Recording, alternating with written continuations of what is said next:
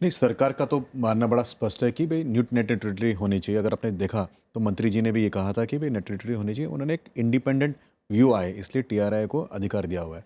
6 लाख पत्र भी आए, आपने देखा कि 2 हुँ। उसके ऊपर पेपर भी आ गए हैं। और उसके पीछे मानना है कि भाई सभी का पक्ष सुना जाए। ऐसे नहीं हो कि हम जो कह रहे हैं वही हो। मैं तो एक चैंपियन हूँ इस नेट न्यूट्रलिटी का, मैंने तो फाइट इसीलिए किया।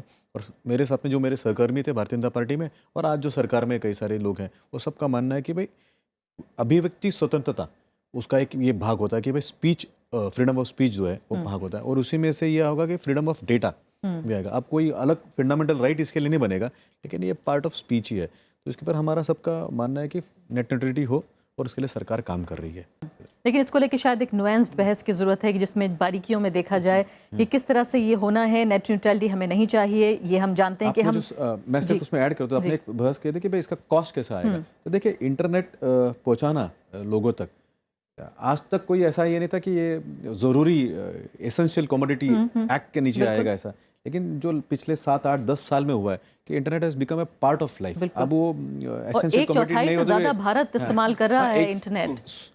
101 करोड़ लोग, यानी करीब करीब 42 करोड़ रूरल इंडिया से, और करीब 51 या ज़्यादा करोड़ लोग अर्बन इंडिया से कर रहे हैं। और अब ये भी बहस नहीं है कि भाई फला ही समाज सिर्फ इंटरनेट यूज़ करता है फ़ोन पे। अब तो अगर आप जाओगे तो किसान भी इंटरनेट के द्वारा कई सारी चीज़ें लेता है। तो नेट करीब करीब कंपलसरी हो गया। तो इंफ्रास्ट्रक्चर फॉर इंटरनेट, इसके ऊपर कई सारी बहस हो रही है। क्या भारत सरकार ने इस पर खर्चा करना चाहिए, क्या इसके लिए कोई इंसेंटिव्स, ग्रांट्स देना चाहिए, ये भी चर्चा हो रही है। और नहीं हुई तो मेरे ख्याल से हम सब ने मिलकर वो करना चाहिए, क्योंकि उस इंफ्रास्ट्रक्चर के नाम पे टेलीकोस जो है, टीएसपी या आईएसपी जो है, ये जो कंज्यूमर के साथ में खिलवाड़ करने की कोशिश करते हैं। तो मुझे बड़ा दुख हुआ कि सुनील भारती जी का स्टेटमेंट जो आया था कि भाई हम कॉस्ट कैसे करें इसके लिए, और कॉस्ट के नाम पे हम किसी को ये परोसे जो उसको जरूरत नहीं है, या वही परोसे जिसके कारण हमें नफा होता है। ये थोड़ा देखना पड़ेगा। There is a balance needed. बिल्कुल। देखिए, एक तो ये जैसे मैंने कि सभी का ये मानना है कि भाई नेट न्यूट्रलिटी होना चाहिए। उसके बिना जो है डिस्क्रिमिनेशन आ सकता है। और हमने देखा है कि सीरिया हो, फिर अफगानिस्तान और ऐसे जो देशों में फ्री स्पीच नहीं होने से, एक पर्टिकुलर स्पीच करने से उसके फिर जो दुर्गति होती है, उसके जो हालत होती है, वो हालत सब जगह पे होता है।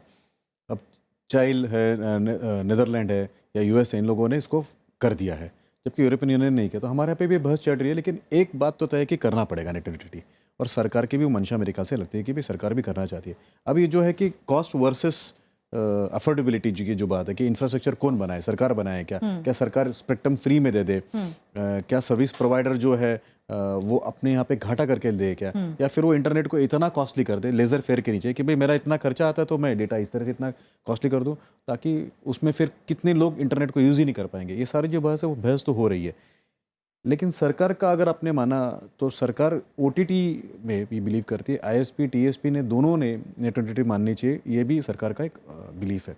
अब ये बात है कि हमने सब ने मिल के थोड़ा प्रेशर भी बनाना चाहिए। मैं उसी पक्ष से हूँ जो पक्ष भारतीय जनता पार्टी जो है सरकार में है। लेकिन अगर हमने देखा तो नेट न्यूट्रलिटी का फायदा सबसे ज़्यादा हमको हुआ है, अन्यथा हम इस इलेक्शन में बात ही नहीं रख पाते अगर समझो सरकार और बड़े प्लेयर अगर इसमें रखते। और इसकी तारीफ की जानी चाहिए कि आप इस बात को स्वीकार कर रहे हैं। तो बहुत सारी योजनाएं इस पर डिपेंड करती हैं। तो डिजिटल इंडिया के बारे में बात करना चाहती थी मैं। और दूसरा, भारत एक बहुत ही मैच्योर्ड डेमोक्रेसी रहा है। मुझे देखिए, अगर हमने देखा तो 1947 में हमारा जो हमें स्वतंत्रता मिली, उसके बाद में सिर्फ वो जो 28 महीने या 30 महीने जो इमरजेंसी रही, उसके अलावा बाकी जो पीरियड था हमारे पे बड़ा मैच्योर्ड डेमोक्रेसी रहा। हमारे पे सत्ता हस्तांतर जो हुआ है उसमें कभी गोली नहीं चली है। It was always a bloodless transformation of governments. बहुत ही मैच्योर्ड डेमोक्रेसी हमारी रही। तो इस डेमोक्रेसी के अंदर वॉइस को दबाना ये गलत होगा। हमने सबने मिलकर करना चाहिए। इसीलिए मैं कई बार आपके जैसे फोरम से ये जितने भी इंडस्ट्रियलिस्ट हैं, जो भी ये टीएसपी आईएसपीज हैं, उनको कहना चाहता हूँ। और आप खुमचे वाले नहीं है जो आपने कहा था, मुझे उस पर रिएक्ट करना। नहीं, मैं स्टार्टअप्स के उस हिसाब से तो जितने भी स्टार्टअप्स है ट्रांसलेशन किया है हमने। तो बुद्धि जो होती है शरीर का तो बहुत छोटा हिस्सा होता है। तो मैं इस तरह से स्टार्टअप्स को शरीर के उस परसेंटेज में देखता हूँ कि वो बड़ा ही जायका होता है। तो it is that part of the body which can be small but it is very important kind of. तो यानी